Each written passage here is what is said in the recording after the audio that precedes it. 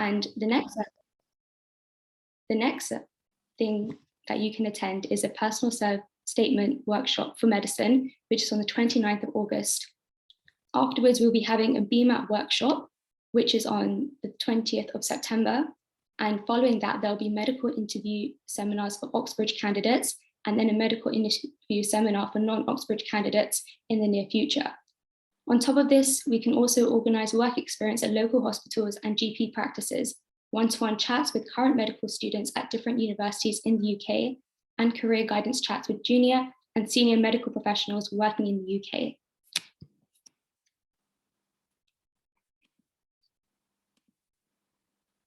So now onto the Nala Valve service. Nala Valve is a free telephone health advisory service of the Tamil community, which offers free counselling services in Tamil and offers specialist hospital doctors advisory service in Tamil. Here are the contact details of Nala Valve. This is their telephone number.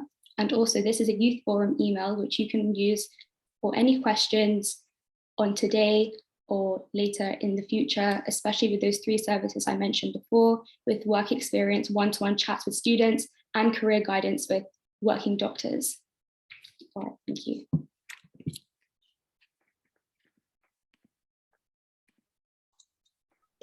Thank you.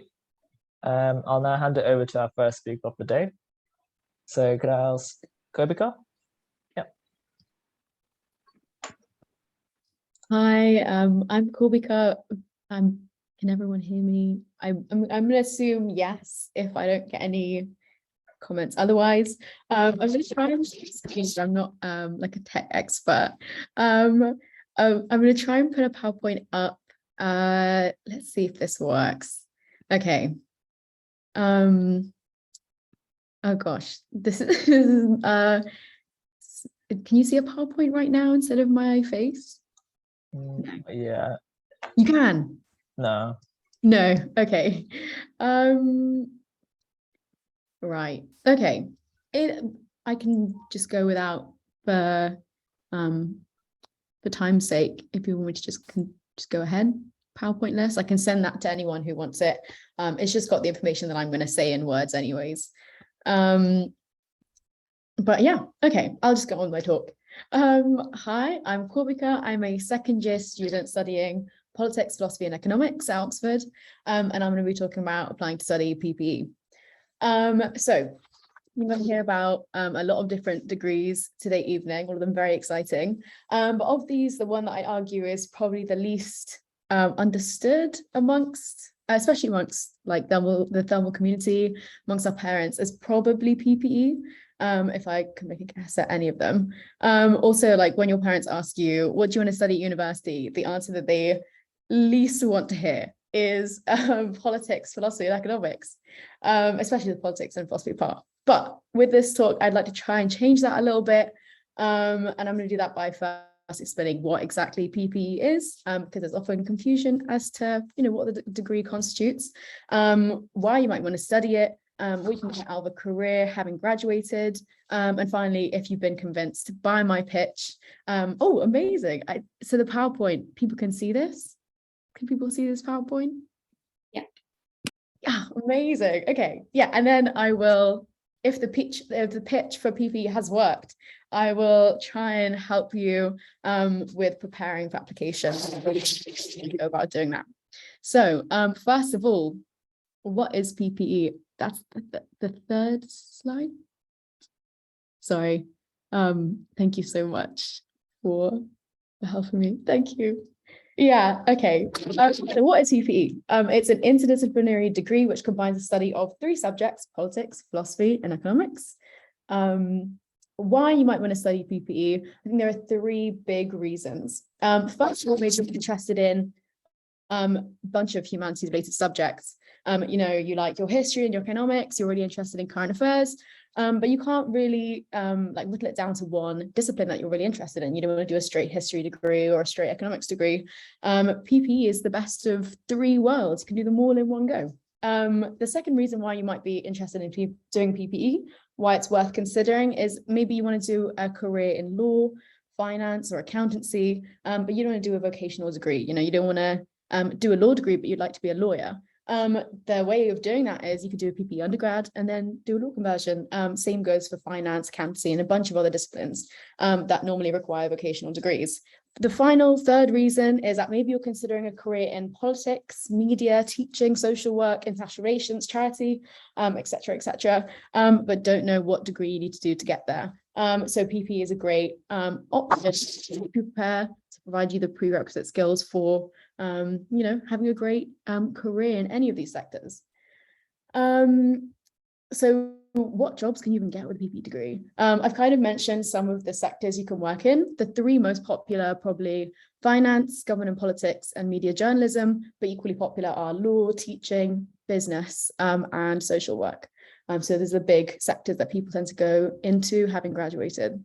So you might, I'm saying like you can do these things, but you might not be convinced that, PPE graduates are actually getting employed in these sectors. On the PowerPoint, there's I've made a couple of lists oh yeah, there we go. So these are lists of PPE graduates who are currently or previously employed. So you can get a job with this degree. I promise it is possible. And if you're convinced that you want to do PPE but are not, it's worth letting them know the average starting salary for PPE graduate is $5,000 more than the average graduate starting salary nationwide. So pretty good, and it's only up from there. I hope. Hopefully I've convinced some of you, or now some of you are considering, PPE, I could do this. Here's how we can prepare for applications to study PPE. So in terms of subject selection for sixth form, I've looked at the entry requirements for a couple of universities, 8 Russell Group universities, and of them, 4 of them require maths A-level, 2 require an A-star, that's LSC and UCL at A-level level, so just a standard maths A-level. No other subjects are required from any of these universities, but there are a couple that I would highly recommend, and that a lot of these universities will be looking out for. I would say even if you're applying to universities that don't require maths, it's worth taking it. It's just really helpful with interpreting a lot of the economics material that you'll be doing in first year. Same goes for economics A-level, just helps you out with the first year content, and I think it's just something that universities tend to look out for, but it's not going to make or break your application if you don't have the options to study it.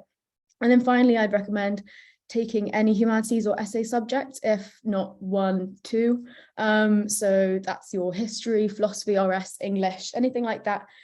These just give you the prerequisite skills, these essay writing skills that you'll need in university, and these are the skills that universities are hoping that you have when applying. So now you'll be thinking, what university should I apply to?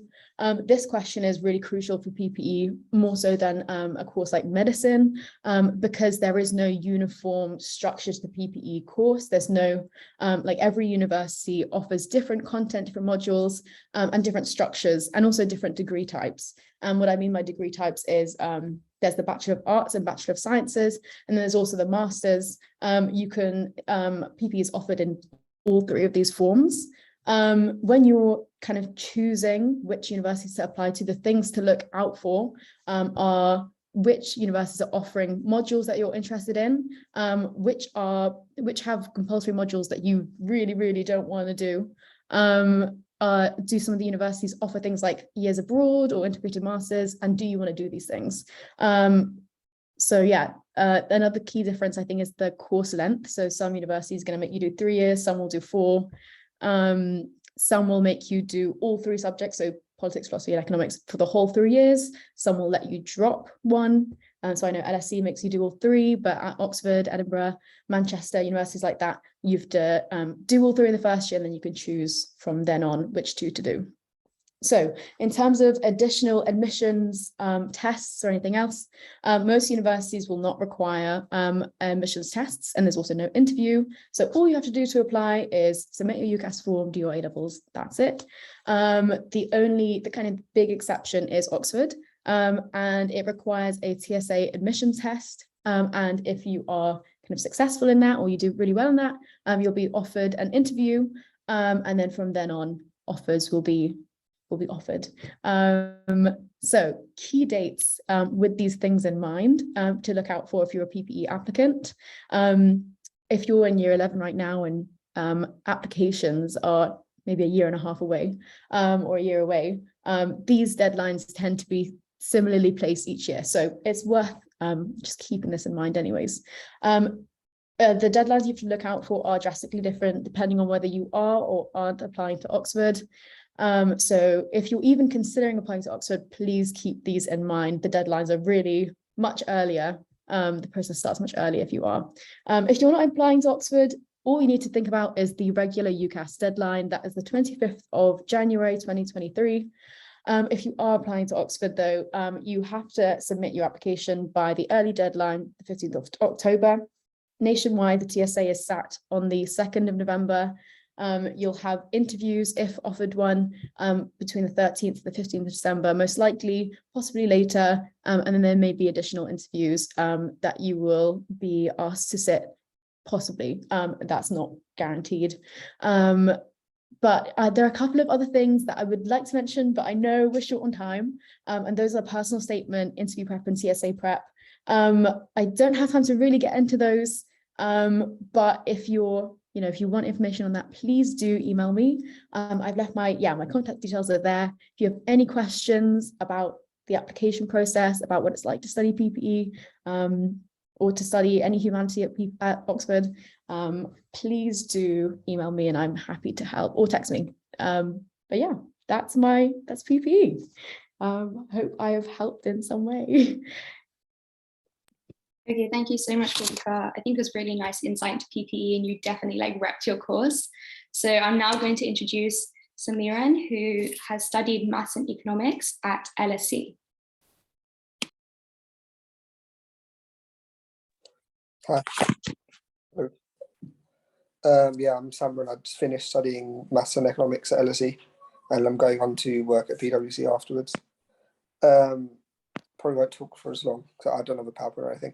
I think for admissions to LSE, the only thing I'd stress is important is grades. So you need maths and further maths basically if you want to go into the maths department, and you should probably have A stars in both. They say further maths is only optional in terms of applications, but realistically they won't let you in, and the course is too hard mathematics wise to do unless you've done further maths. In terms of the course overall, it's very mathematics based. And as it's within the maths department, you can convert anywhere within the maths department after the first year, but can't afterwards. So if you do any course that has maths in the name, you have the choice of financial maths and stats, maths with economics, and maths and economics, which all have different biases towards maths. So financial maths and stats is 100% maths, maths with economics is 75% maths, and maths and economics is 50% maths. So I'd say it's a course that you should do if you know you're really good at maths, but also enjoy economics on the side, because all of the economics is very maths based as well. And in terms of applying, just make sure you have A stars in maths, further maths, and then read some books around the surrounding material, was like everyone says you should do, for the subject to write in your personal statement, and just include something to show that you think about maths to a higher level if you want to apply for the course. Yeah, that's all I have to say really.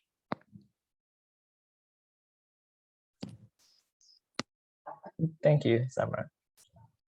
Just one more thing I'd like to add. So after you guys have presented sort of your presentation, if you have one, can you send it onto the chat so everyone can access it? Just like a side note. But otherwise, we'll keep moving on. Next up, we've got Finance and Economics by Rohan.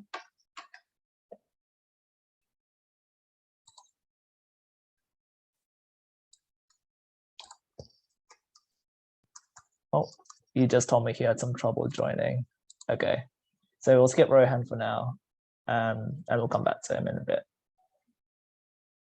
But then we'll move on to Harani for law, if Harani is here. Hi. Right.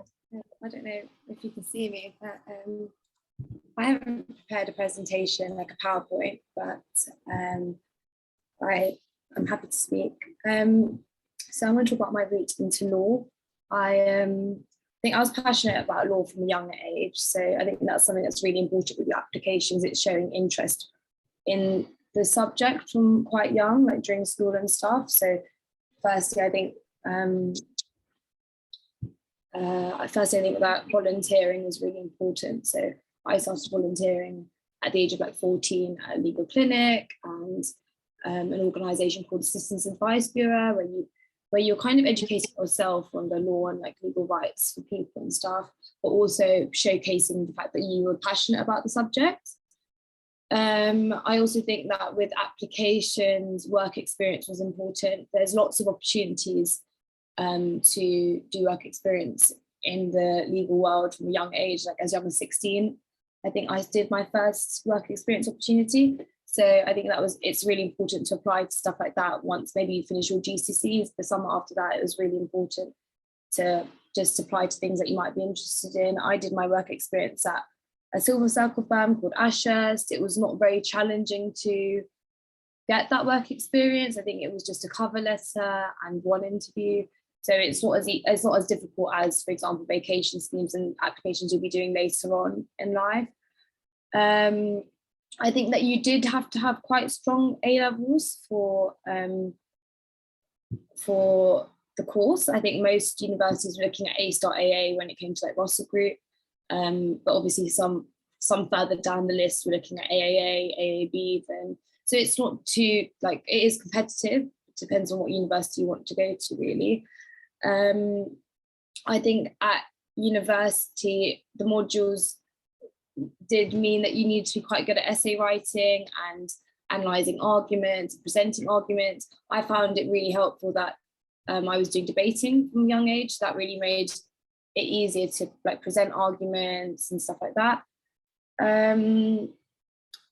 Again, once you get your degree, once you're doing your degree, it was really important to apply to internships and things, which is obviously quite competitive. But to actually get on the course, I think in the first place, you need to have strong work experiences. And this does not necessarily need to be in corporate law. It could be at the courts, it could be literally your local high street law firm. You can just go in and ask, you can use work experience for a week or two in your holidays, stuff like that. Showing interest early on is really, really important, and obviously strong academic results. Yeah, I think that is pretty much all I've got to say, but I'm more than happy to, if anyone needs help with applications, I can put my number in on the chat right now. And then if anyone wants to ask me any questions or like just message me to review their personal statement or with any applications, I'm more than happy to help.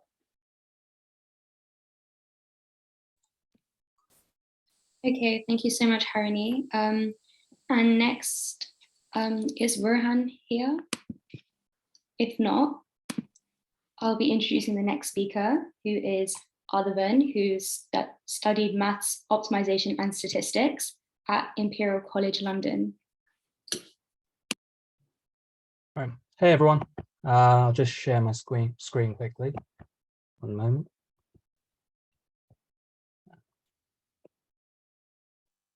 Is that working? Can everyone see that? Yep. Right, great. So I'm Arthavan, and I've recently graduated from Imperial, and I studied maths optimization and stats, and I'm starting work as an actuary in September. So let's get straight into it.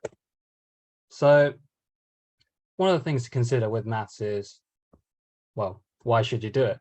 And something that's not expanded upon enough, I think, is the career prospects, because a lot of people say with maths you can do anything, but what does that really mean? And in particular, I think it's just the fact that there are so many different industries you can go into. Maths doesn't close many doors at all. So for example, I'm going into the actuarial realm, but there are many data scientists, software engineers, investment bankers, consulting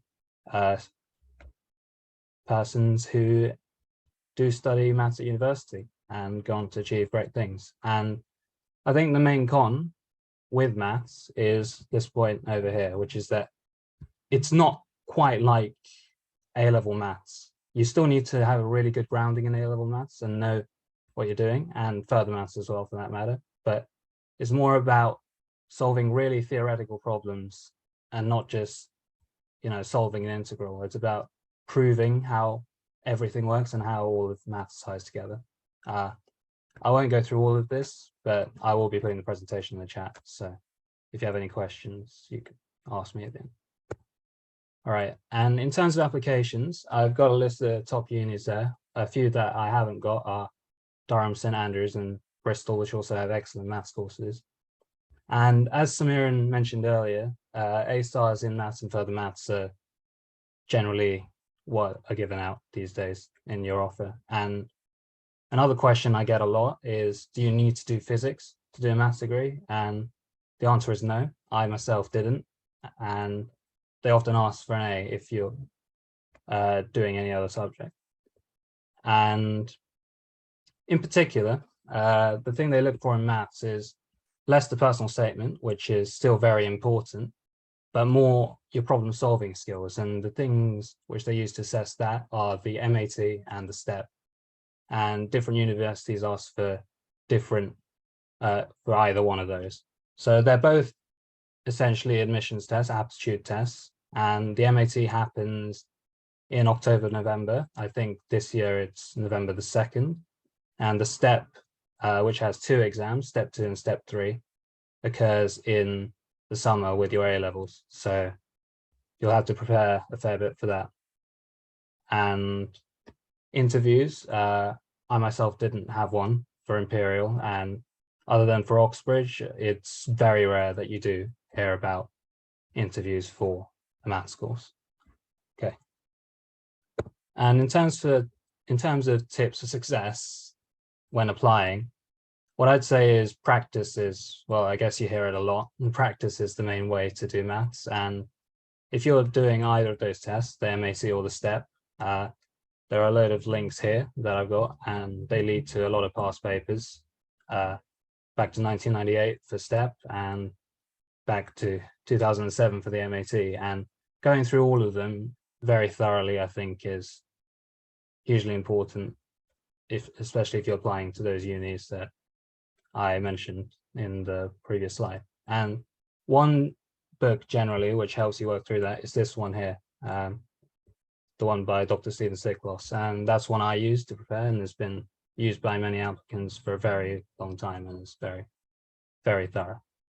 And other than that, in your personal statement, I'd say mention, what you've read, what you've done around the subject, any kind of Olympiads, say if you've done maths Olympiads, physics Olympiads, even chemistry Olympiads, which are still quite mathematical. It's worth putting down because it does show a lot about your problem solving skill and going beyond just the normal A-level syllabus. And the thing about maths, which is very different to many courses, is that by the time you get to 3rd year, all the options tend to open up, so you can do pretty much anything within maths that you want. So stats, mechanics, usually the biggest 2 choices, but there are loads of pure maths modules and even areas of maths that I'd never even heard of before I got to university. So it's important to consider that when applying as well, what options are available later. And finally, in terms of succeeding in a maths degree, well, I guess maybe it's a bit boring to say keeping up with the syllabus and doing problem sheets, asking questions, etc. But one thing which I found really useful was just having friends on my course that I could bounce ideas off of and just speak to about maths generally, because it just helped me ingrain a lot of the things that I needed to know for the exams. And yeah, that's all I have to say, really. Thank you. Thank you, Arden. That was a very in-depth presentation. We'll move on to Vidalen next for computer science. If Vidalen's here. Yep. Can you guys hear me? Yep. Okay. So yeah, my name is Vidalen, and I'll be starting my 1st year of computer science at the University of Birmingham in September. So just a bit about myself. I just completed my A-levels in maths, chemistry, and economics, and had achieved 3 A stars. So to start, I'll give a brief overview about computer science. It's the study of computer systems and its processes, And what appealed to me about the course was how broad it was, and it has various job opportunities. So you got your data security and business analysts, machine learning and software engineers, and even games and web development. So the degree is quite analytical and great for those who have a good passion for maths. However, despite it seeming very technical, the degree also requires some soft skills. So teamwork, for example, is really beneficial for team projects and then further in industry. In terms of subject requirements, A-level maths is almost essential and asked by many universities because the degree involves so many mathematical principles and modules involving calculus and probability and stuff. Further maths is recommended, but not essential unless applying for the top universities such as Oxbridge and Imperial. So I personally thought it would be difficult to make a competitive application without further maths, but it wasn't the case. So I wouldn't worry much if you don't have it, but it is recommended at the end of the day. And then finally, computer science as an A-level is also not required, but useful for you to take. So in order to make a competitive UCAS application, the main focus was getting the best predicted grades as possible, as the course is very competitive and entry requirements are as high as 3 A stars for some of the courses. But many just asked for at least an A grade in maths. I myself was predicted A star, A star, A, which is based off the grades that I received in my mocks. So my advice is to start year 12 by building a consistent routine from the get-go, because for many schools, the UCAS predicted grades are based off the end of year 12 exams. So I'd say to make use of your time now, including your free periods, so you can build in bits of knowledge over time instead of cramming whole chunks of knowledge at the end, and get that exam practice from the get-go. Another huge part to consider for the UCAS application is the personal statement, which I'll speak briefly about. Is it's something that you'd rather focus on in the summer just before year 13. So I'd strongly recommend that you sign up to any opportunities that come your way or actively seek these out, whether they be workshops, summer schools, or like even webinars. They can prompt your passion in a particular area of computer science and form the bulk of your personal statement. So for example, I did a summer school with Into Science and I realized an interest in machine learning. And then I did further research, which formed part of my personal statement. Also, most unis don't require programming experience, but I think it's worth considering doing some programming projects and messing around with a bit of code to get the feels of what you might be doing at uni. So I myself learned the basics of Python using resources like YouTube, Kaggle, and W3 Schools, and was able to complete some programming projects through that. Finally, I would like to talk about university selection. So personally, I went through the approach of choosing 1 top, 2 mid, and 2 low in terms of the entry requirements when looking at my course. So I chose courses with entry requirements ranging from A star, A star, A to ABB, because you always want a backup choice just in case. I applied to the University of Warwick, University of Birmingham, University of Nottingham, Queen Mary, and the University of Leicester, and received 4 of the 5 offers. So in my case, I didn't have to do any interviews or entrance exams, but if you are thinking of applying to unis such as Oxbridge, then you might be asked to do some exams such as the MAT or the TMUA, as well as an interview. So that might be something to consider.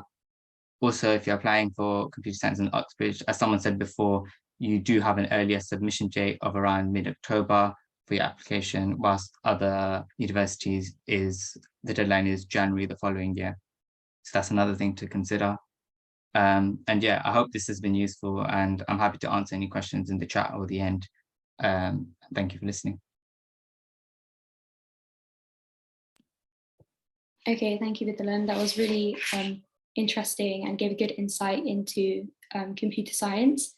And now I'm going to be introducing Vaishnavi, who is an architecture student at the University of Bath. Hi, so so my name is Vaishnavi, and I'm going into my 4th year of studying architecture at the University of Bath. In terms of why architecture, obviously you don't study it at school, so you don't really have an insight as to what it's like. But if you do like maths and you are quite creative, I think it's a perfect balance between the two. And that's kind of why I chose it as well, because you're able to kind of incorporate your problem solving skills, your teamwork, your logical thinking, along with kind of your visualization and kind of bringing together loads of ideas, but in a rational way. So what I would say is, if you're thinking of doing it, definitely, you know, go get some work experience, because you don't probably have any insight into it so far. And it's really important because obviously industry work is very realistic based on kind of what you see in the office and the workplace. So definitely make sure to go do that. In terms of kind of what subjects you should choose for architecture, there's no such requirement. However, I would stress that maths and art is probably beneficial and it's more preferred. So obviously with maths, it makes sense. You won't be using too much of maths, but it does mean that you're able to kind of do your thinking in that way, because there will be a lot on construction and technical design. In terms of art, a lot of the unis will require you to do portfolios. And if you don't do art in school, it means that you have to kind of do it in your spare time, which is an extra hassle, if that makes sense. So doing art definitely makes it easier. In terms of like physics and science, that definitely does help, but it's never a requirement. So obviously those three subjects, maths, art and physics, are beneficial, but you can obviously pick whatever ones as well. If you want to do humanity as well, that's great. Me, for example, I picked maths, further maths, economics and art because I didn't know what I quite wanted to do. I didn't know whether I wanted to go through like the maths, economics route, or whether I wanted to do architecture. So if you are in that same boat, I would definitely stress kind of picking a variety so that you don't close off any pathways. In terms of kind of securing a place at uni, you usually have to just submit portfolios. So with the unis that I applied to, with Bath, UCL, Notts and Newcastle and Cambridge, some of them required you to submit portfolios. Bath didn't, but Nottingham and Newcastle did. I know Manchester do. I know UCL do kind of a task where they give you a couple of weeks to kind of come up with your design to like a specific question. And Cambridge sometimes do like internal exams. They're quite common, but sometimes they just ask you to bring a portfolio to the interview. So it definitely depends on where you're applying, but the standard is a portfolio, obviously with your personal statements and CVs and that sort of stuff. And quite a few do interviews depending on where you apply to. So usually when you look on your course kind of breakdown, a lot of them say that they'll do interviews, but then they don't end up doing it. I guess it just depends on who they want to interview and whether they think that's a requirement. I know that UCL and Cambridge definitely do interviews, and there might be a few more other unis that do interviews too. In terms of kind of additional exams, Cambridge do like their internal exam. And then, like I said before, we have interviews and normal tasks and that sort of stuff. And then key dates, like all the other courses with Oxbridge, you have the earlier deadline, which is mid-October. And then with all the other unis, you have the end of Jan deadline. So in terms of kind of job opportunities, if you want to do architecture, obviously most people do it to become an architect. However, that's not entirely always the case. You might end up doing the course and realize that you're probably fit for something else. And loads of other kind of career prospects include going into interior design, quantity surveying, town planning, landscape design. And you can kind of go into other fields because the skill sets that you do get from studying architecture allow you to be quite adaptable. And it kind of makes you more proactive, and it's quite easy to kind of find jobs in other careers. What I would say as well, with a lot of unis, obviously you have to do placement years after your undergrad and your masters and that sort of stuff. So a lot of them will have students that have gone to specific firms. So you'll be able to find like a database. For example, with Bath, like they have a database of previous students that have gone on to get hired at specific firms. And then obviously because they've been hired, they're more likely to hire you too, because they know that people are capable from your uni and from your course. The way that the actual course is broken down, I've not gone into that yet, but you usually do like a 3-year undergrad. Depending on where you go, that could be 4 years. And then you have to do like a year in industry. Without that year in industry, you can't go on to do your master's. And master's is usually 2 to 3 years, depending on what you do. You can do like a part-time, an integrated one where you work as well. So depending on maybe your financial situation or whether you don't want to do like a full-time degree, you can kind of pick that as well. Another thing to note is that you don't have to sign up to that 7-year course now, and you're not going to. You'll be picking to do the bachelor's, and then if you want to continue, you can do so. So a lot of people assume that you're just signing up to do a 7-year course straight off the bat. That's not correct. And the 7 years includes working for 2 years at least. And you'll be getting paid to do that as well. With applying to architecture, what I would say is work experience is super important. So if you're struggling to find it, if your school is not necessarily helping you with that, definitely just reach out to firms. They're more than happy to kind of just email you back. And it's really easy to email firms and just show that you're passionate about it. And that's what they want to see in your personal statements as well, that you've kind of gone out of your way to show that you actually want to pursue this. And also in your personal statements, you don't need to kind of signify that you've always wanted to be an architect or you've always wanted to study architecture. I think it's all about like kind of the learning curve and why you've come to that decision.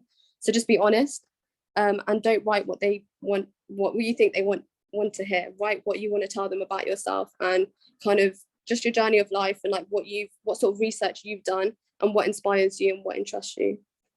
I think that covers everything that I wanted to say. But yeah, if you have any questions, I'll also leave my email or my number actually in the chat as well. Thank you, Vaishnavi. And just like as a fellow architect myself, I know how sort of tricky the portfolio making process was. And Yeah. sort of my school didn't really help out with that as well.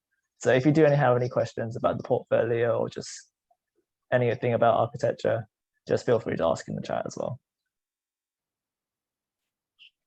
But otherwise, we'll move on to biomedical engineering next, which Devika will be presenting. Hi everyone, I'm Devika. I am currently a R&D research scientist at Johnson & Johnson. So I was recruited in my final year of university and I have now relocated to Sweden. So biochemical engineering is quite a specialist engineering and it's not actually found in a lot of universities. Quite simply, it's just a specialized form of chemical engineering. So when I applied, the only universities that really offered biochemical engineering was UCL and the University of Bath. But as far as I'm aware right now, University of Bath no longer offers biochemical engineering. So what I had to do was do a split application. So I had to apply to both chemical engineering and biochemical engineering. So I applied to UCL, Imperial, Cambridge, Queen Mary's, and Bath. And the personal statement was just one personal statement, but I had to sort of incorporate both chemical engineering and biochemical engineering, which isn't too difficult because biochemical engineering is just sort of the pharmaceutical and the science side of chemical engineering, whereas chemical engineering can be more petroleum in that kind of industry. I think I had a few slides that I sent over, or maybe I can share my screen.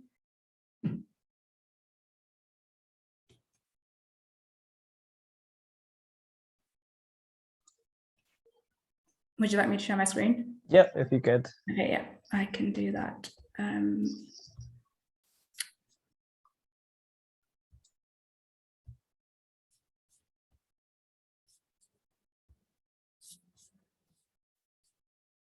All right, so can everyone see my screen? Yep. Okay, perfect. So it's been a while since I did my UCAS application, but it was really 4 main topics that I would focus on. One is your grades, of course. So maths and physics is definitely a requirement because you're doing engineering, but biology and chemistry wasn't a requirement. So you could pick to do them, or you could do something related to engineering, something like economics or anything. And usually the grades go from A star, A to 3 A's.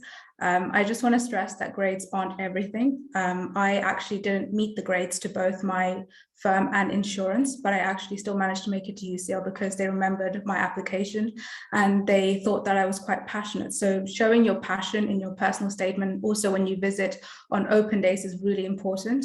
And then the other side is sort of your work experience. So some of my work experience was to do with engineering, but as you can see, some of it was architecture and some of it was quite very varied, I would say. And it's really how you talk about it and how you show your skills across your work experiences that matter more than the actual work experience that you do. Extracurricular is very important. They really like well-rounded individuals in a very competitive environment where pretty much everyone is a good academic. You need to stand out a little bit. So either that's sports or house activities, music, things like that is more positive on both your personal statement and I guess also your CV. And volunteering is another aspect. I know a lot of medics do a lot of volunteering, but I think it's quite good to have volunteering on your CV as well. And then I'd like to move on to something a little bit different. This is sort of my career path since I started at university. So 2017 was when I started my degree. And in 2018, I did an internship with a regenerative medicine lab. And then in 2019, I decided to do something completely different and did a sales and marketing internship at PepsiCo. This was pretty much an eye-opener for me and also consolidated the fact that I really wanted to work in the pharmaceutical industry. And then that was when the pandemic started and everything. So I wanted to do something to help the cause. And that was when I worked with Path and worked on a decentralized strategy to improve COVID-19 testing in India. It was a remote internship, but this definitely helped me to get my final job because it made me stand out. And it was something different. Not everyone has an internship in a different country. And I would really encourage you to do something like that, especially since we do have the connections in another country. So I would encourage that as well. And then I took part in many entrepreneurship competitions. One was the Holtz Prize, which was in conjunction with the United Nations. So it was something different outside of my university degree. And then come June 2021, I graduated with first class honors and I was recruited to Johnson & Johnson. And now I work as an R&D scientist in a leadership development program. So that's pretty much all there is from me. But if there are any questions on both UCAS or my career path, you can put it on the chat, ask me later, or connect with me on LinkedIn if you don't want to do it on this call. Okay, thank you, Davika. I really like the kind of information you gave on your career path. I think that was really unique and very interesting. And next, I'm going to be introducing Sardanya, who is going to be studying medicine at Cambridge this October.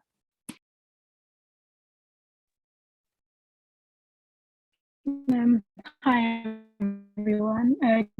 Just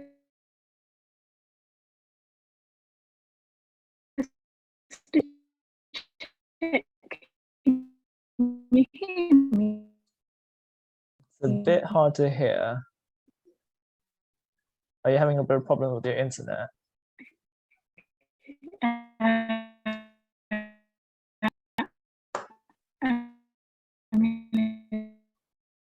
Lavan, get someone else to do it and then Yeah. come back. So yeah, well, sorry. Yeah, so today is just going to be a whistle-stop tour on applying to medicine. Okay. Yes. 1 second. Hi, can you hear? Hi, can you hear me now? Yep.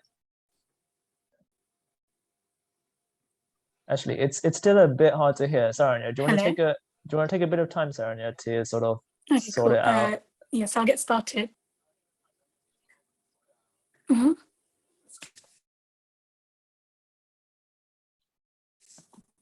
Yeah, thank you. 1 second.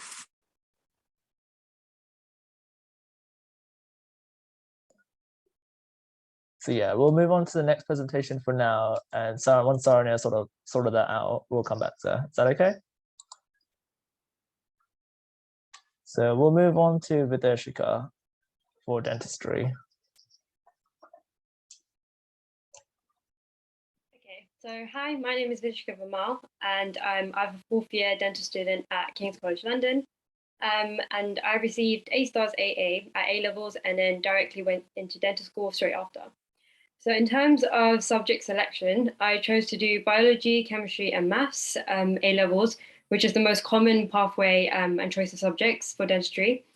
Maths is not required, but it is a good choice, however. But you can choose anything that you're interested in or passionate in, such as economics and psychology. But usually unis don't mind. So the uni requirements are mostly A-star AA or 3 A's. They don't usually specify what you need the A-star in, so that can be in any subject, but do double check when you do get the offer. So in order to make a competitive application, having high predicted grades increases your chances. So I'd say take your mocks seriously and study hard for them, because that's what most schools base your predictions on. And I'll also be talking briefly about extra exams that you need to do for dentistry. So the main exam that you do is the UCAT, which is previously known as the UK CAT. There's also the BMAT, but only Leeds require this. So not really worth doing unless you really want to go Leeds or your UK CAT score wasn't as great. So unis usually use your UK CAT average combined with GCSE grades, predicted grades, and your personal statement to decide if they select you for interviews. But don't worry too much about that. As long as you're around, you've got the predicted grades, you should be fine. So for the UK CAT, there are many resources out there that you can use to help with revision. I personally used a platform called Medify, which is an online platform with a bank of practice and past questions. And they allow you to do the mock exams in time conditions, and they replicate the real exam. This was a really helpful resource, and on its own is enough to get you a really good score. In terms of the UK CAT, just a brief introduction. It has 5 sections, so verbal reasoning, decision-making, quantitative reasoning, abstract reasoning, and situation judgment. And the first 4 subsections, you need to get an average score of around 650, but this score does change from year to year, so make sure you research that. And you should be aiming for around 650, and for situation judgment, you get a band score of either 1 or 2. I got 642 and band 1, which was more than enough to get offers, so don't worry too much about that. Key dates to keep in mind is the UCAS submission date, which is around mid-October, and also the UK CAT exam date, which is normally from the summer after your first year of A-levels up until October before the UCAS submission. I'd advise to get your UK CAT done in the summer holidays, so you're stress-free, because as soon as you start uni, you have a lot of submissions, work, and your personal statement to submit. When also selecting unis, things to consider are that you only get 4 options for dentistry, and then you get 1 non-dental school choice. So choose your unis wisely. I applied to King's, QM, Bristol, and Sheffield, and I received my offers from King's and Queen Mary. So my approach was to apply to dental courses with varying entry requirements. So both King's and Queen Mary were A-star AA, and the other 2 were just 3 A's. Also, another thing to consider is interview styles. So there are 2 types of interviews. One is MMI and the other is a panel. So MMI is a multiple mini interviews, and it's where you have a few minutes at each station with different questions. Whereas the panel interview is 2 or more people who can interview for a long period of time. So it's good to choose unis with both styles. So just in case you are better at one style over the other. So KCL do MMI style and QM do panel style. I'd also say practice for your interviews well and prepare answers for common questions. You can find these online, and have some knowledge of basic dental concepts and research about the specific uni you want to apply to, and make sure you apply your answer specific to that uni. Do mock interviews with previous applicants, which I personally found really useful, and it's a good practice, and they have the most relevant advice that they can give you. In terms of job opportunities, dentistry is a very high demanding job, so there will always be job opportunities out there for you, and you can always do postgrad courses to specialize further in dentistry. Finally, just some general advice. Don't take rejection too much to heart. A lot of people get rejected at various stages, whether it be pre or post interview when it comes to dentistry. Everyone has their own path into dentistry, so if you're truly passionate, you will get there. In particular at King's, I noticed there's a lot of, as well as undergraduates, there's a lot of postgrads and a lot of people who've taken gap years, so everyone has their own pathway, and don't think just going straight from A-levels the only path. If you don't get any offers the first year, you can always take a gap year, get some more work experience, get a job, retake any exams you need to, and then reapply. You could also do another degree and apply after for dentistry. I got rejected by 2 of my unis, and a lot of dental students face rejection in some way. So don't let that make you give up or feel disheartened. Thank you for listening. And if there's any questions, I'm happy to answer them. Thank you, Vidishika. And that point in particular about sort of reapplying if you don't get in the first time around is really important. So don't go up on a degree that you really want to do just because you didn't get it in the first time. Use your next year to be productive, work experience, internships if you can, and reapply the next time. But let's keep moving. Saranya, are you ready to share your presentation? Hi. Yes, can you hear me now? Yep, I can hear you. Perfect.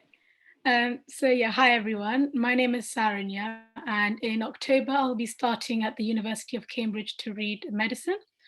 So yeah, it's a bit of a whistle-stop tour. There is quite a lot to cover when you're applying to medicine. So I'll start off with subject selection. So essentially what you want are 2 sciences, preferably biology and chemistry. And the reason I say this is, although only 13 med schools actually require both subjects, it opens up a lot of doors because pretty much all of them require at least one of them. So by not doing both bio and chem at A levels, you close off doors to quite a lot of unis pretty early on. And there are a lot of factors that are involved when choosing your university. So you want to sort of keep as many doors open as possible. As for your third subject, most unis don't actually state a preference. Definitely do something that you enjoy, you're good at, because you want to get good grades in all of these subjects. You need at least 3 A's for your predicted grades, otherwise unis won't even consider you. Well, most people do apply with higher grades with at least 1 or 2 A stars. So maths, psychology, languages, all very common third subjects.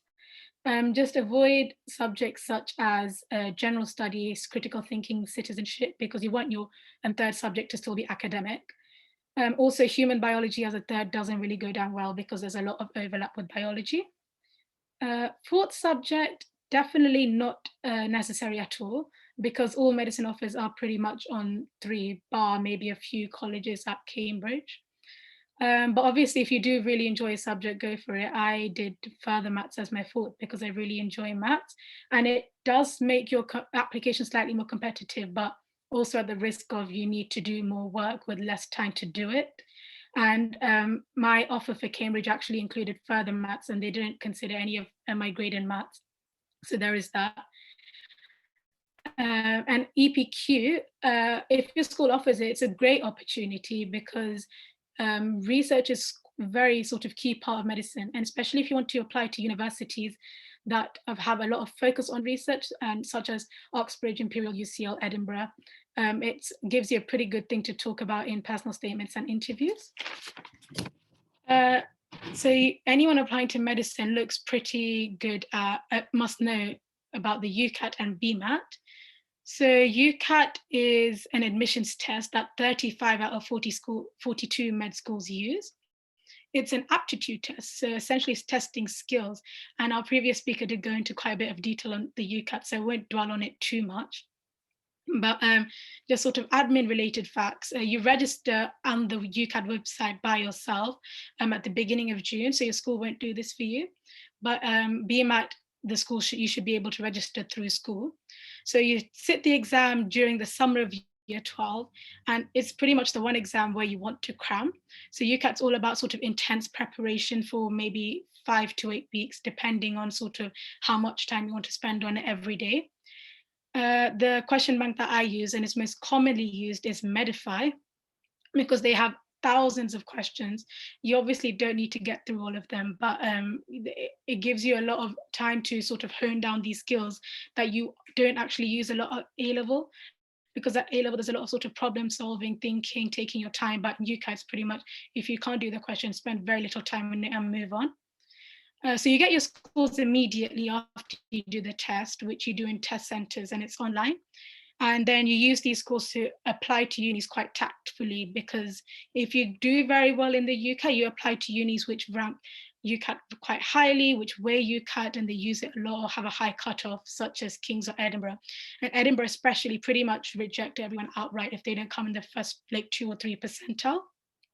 If you don't do as well as you hope, definitely no problem at all, because some unis barely even register UCAS. It's sort of there as a formality. They look very heavily on work experience, personal statement stuff. They have a lot of time to improve and make better. BMAT is only used by 7 med schools, and these med schools are Oxford, Cambridge, UCL, Imperial, Brighton and Sussex, Leeds and Lancaster. So as you can see, it's very much sort of the research heavy unis, Oxford, UCL, Imperial, Brighton and Sussex. So it's quite a different test in the sense that it does it's a lot slower than the UCAS in the sense that there are only 3 sections. So you've got critical thinking, the science section and the essay. So the first 2 sections each have a score out of 9.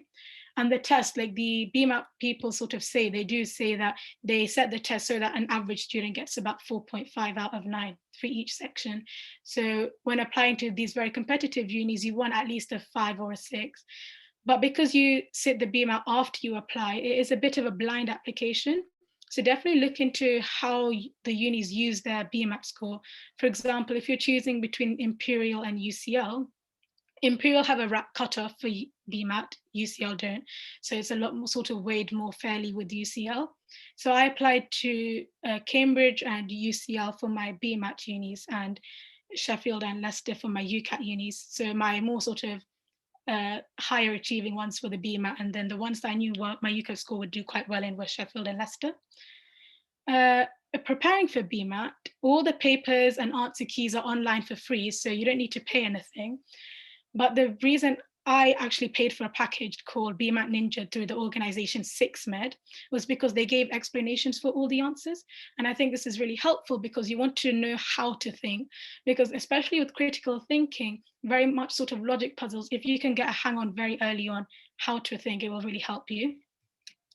And then you've got all the extras, so outside of academics, which is extracurriculars, volunteering and work experience. So extracurriculars, I'm sure you all do a lot now. So don't worry about sort of adding or changing it. If you've been doing it for a long time, that's great because you want to show commitment and you want to learn a skill. And from pretty much any extracurriculars, you can pick up a lot of skills. So teamwork, communication, leadership, all very key qualities that you want in a doctor. Volunteering is sort of like an unwritten prerequisite. Like now you're going into 6th form, you should be old enough to volunteer in a healthcare setting, which is sort of the best place you want to volunteer because you want to show your empathy, ability to care, ability to sort of handle high pressure situations. And the biggest, most important thing I would say for work experience and volunteering is keep a reflective diary.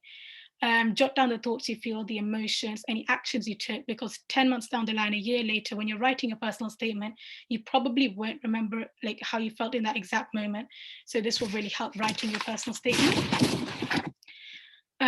So same with work experience, it's not necessarily as important as volunteering in the sense that it's quite hard to get, but because of COVID, there are lots of online work experience programs. So there's nothing stopping you from doing this, even if you can't get it in person, and unis do expect you to have done at least one to show that you're committed.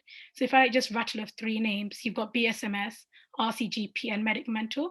So I did the Medic Mentor one and I absolutely loved it. Sort of opened my eyes to a lot of specialties I'd never even really considered before. And Medic Mentor as an organization is great. They have so much on offer for free as well. So definitely look into them. I don't want to spend too much time talking about them there right now. The very last few things with personal statement, I think especially for medicine out of any course, you're showing your personality, and it's the first time an admissions tutor is meeting you. So you want to come across very sort of capable. You want to show that you've got all these wide range of skills, but it's also having a balance between depth and variety. So you have all these things, great, but you need to show that you actually can reflect. Reflection is probably one of the most important things when you're applying to med schools. Even in interviews, use the word upon reflection. It will make such a big difference to your answer. If you're applying to academic unis, try and link as much as you can to academic things. So for example, I had a volunteering experience that I wrote about in my personal statement, then I linked it to an online course I did. So just those sort of little things can help a lot. If you're applying to Cambridge specifically, there's an additional form you have to fill out. And with that comes the option to do a small extra personal statement, and then you can really focus on the academics and why Cambridge specifically. So because of their teaching style, their supervisions, full body dissections, and etc. So choosing universities, obviously, like I said, your UCAS score makes a big difference. But the second most important thing I'd say is the teaching style, because for medicine, the content's going to be the exact same because it's regulated by the GMC. But that depends on how you want to learn. So I really did not want to be put in front of a patient on the first day and sort of, okay, here's a patient, what are you going to do? So I applied for very traditional and integrated uni. So traditional being Oxbridge, where essentially the first 2 years are a science degree, and then you do placements for the last 3 years. PBL, CBL, on the other hand, is unis like Manchester. So you're given a case per week and you learn everything like physiology, anatomy, pathology, all around that case.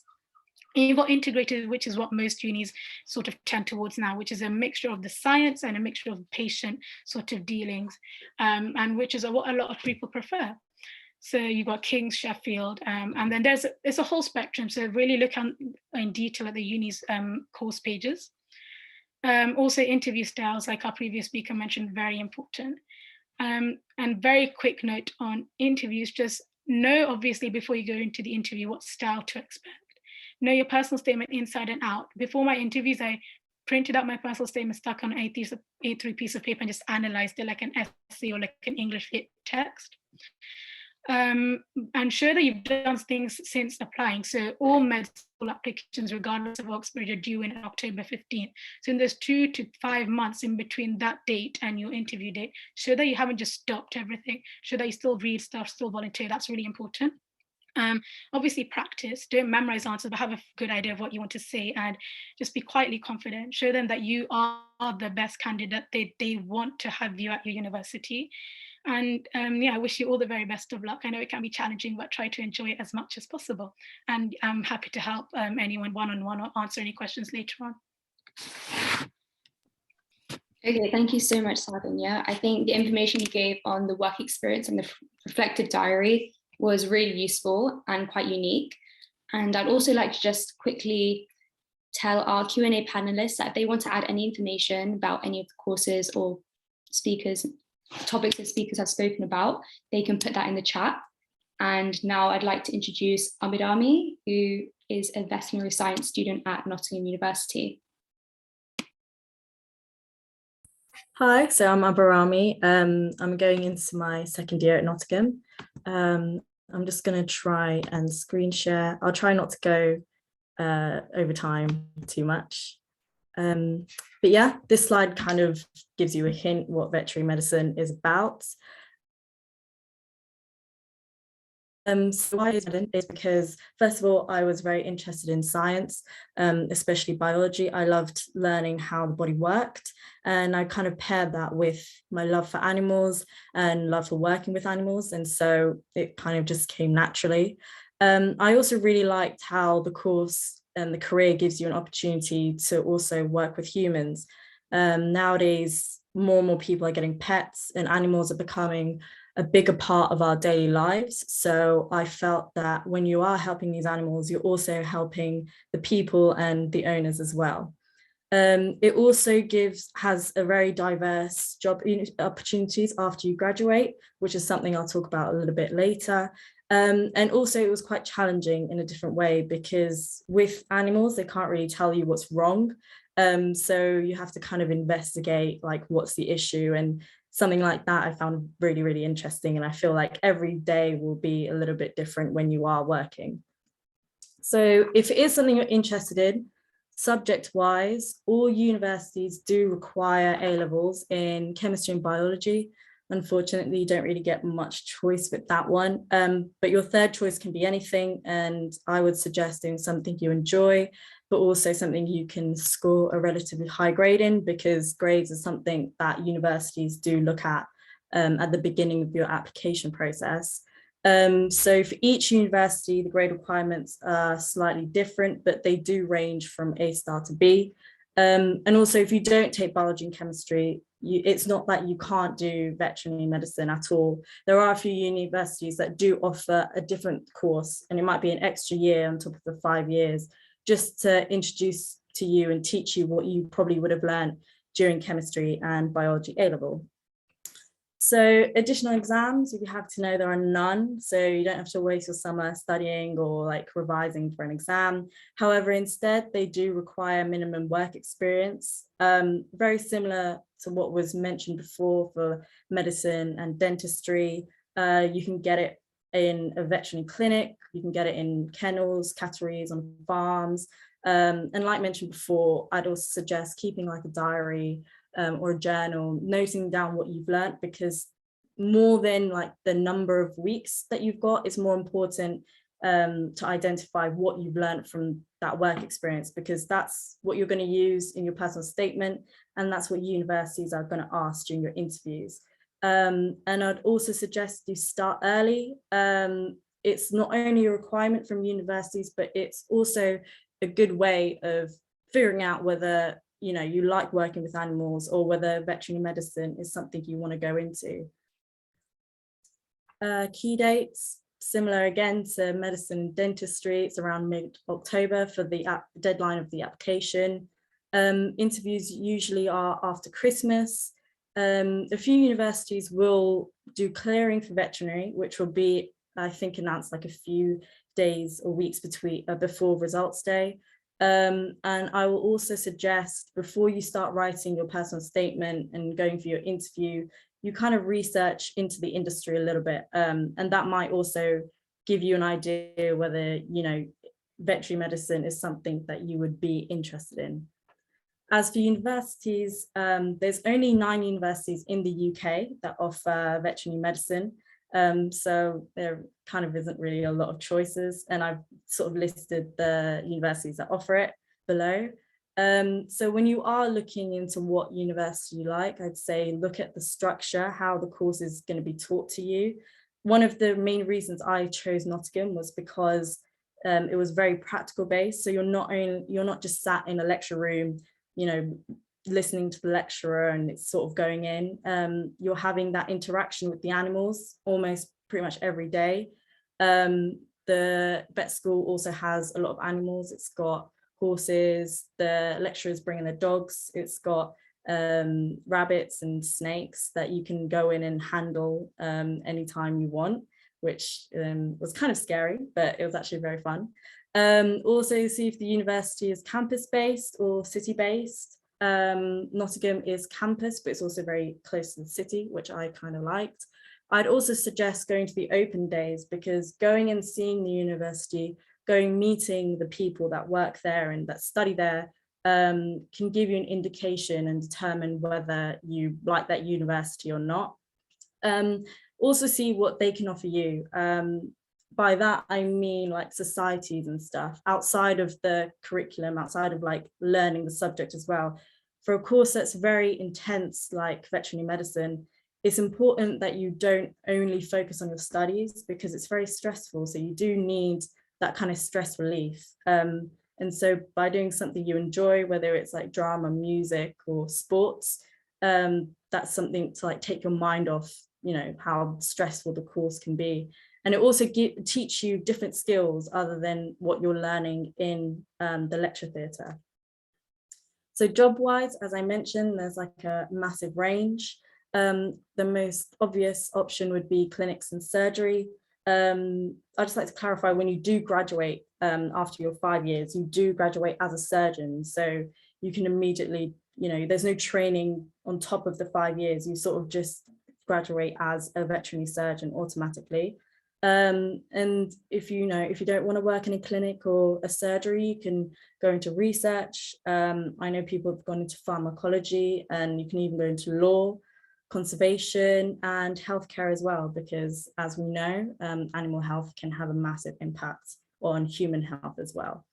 And that's kind of all I have to say. Hopefully some of you are interested in veterinary medicine. Otherwise, I wish you luck with whatever course you choose. Thank you, Abhirani. And even that point you made about a campus uni versus a city uni, a lot of people seem to underestimate that decision, but it's going to affect your sort of quality of life at uni quite a bit as well. So it's something to keep in mind as well. And that's all for the speakers today. So for the last 10 to 15 minutes or so, I'm going to open up the sort of this talk to questions. So feel free to ask any questions onto the chat or in person or sort of like verbally. And I'll introduce sort of the question and answer panel that we have today. So for medicine, we've got Vaishnavi and Jadisha. So I'm sure they've sort of been replying to your messages already. And Vaishnavi is studying at Imperial and Jadisha is studying at King's. We also have a couple of medicine overseas students. So Dwaraha, Vinoban and Hashan, who are studying in Poland, Bulgaria as well, respectively. And for architecture, we've got Lakshmi and myself. So I'm happy to answer any questions you have as well. And for engineering students, which we haven't had a talk on sort of other types of engineering besides biomedical engineering, but Sui then and Cindy-Joan are happy to talk about that or answer questions about that as well. Do you have any? And all the sort of presenters are also happy to answer questions you have right now. So for the next sort of 5 to 10 minutes, feel free to ask any questions you have and we'll get to answering them.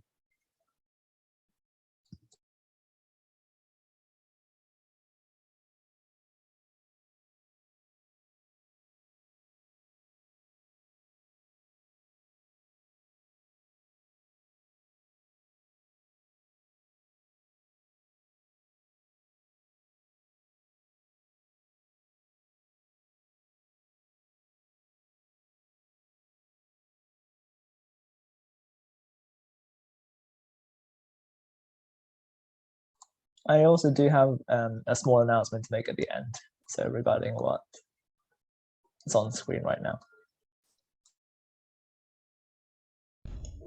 Hi all, it's not a question, so I would like to say thank you to all the speakers, and it's really useful. Yeah, that's all I have to say. Thank you all of them, and well done to all of you. Thank you. Thank you. Lavanian, can you just make sure about the link? Just mention a few words. Oh, yeah. So I think Kasturi has sent sort of a feedback link about today's event. And please do fill out that link. And on that link, I think you can access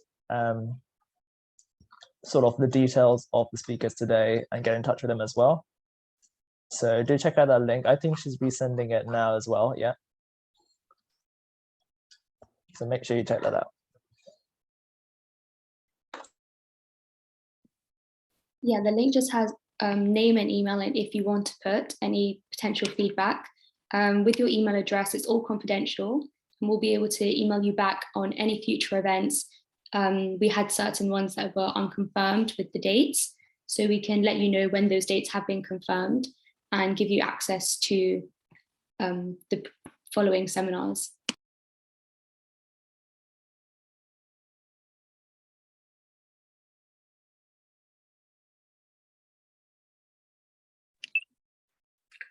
Excuse me, would it be able to get the recording via email? Yeah, I think what you can do is you can contact the JFMO through the number or their website.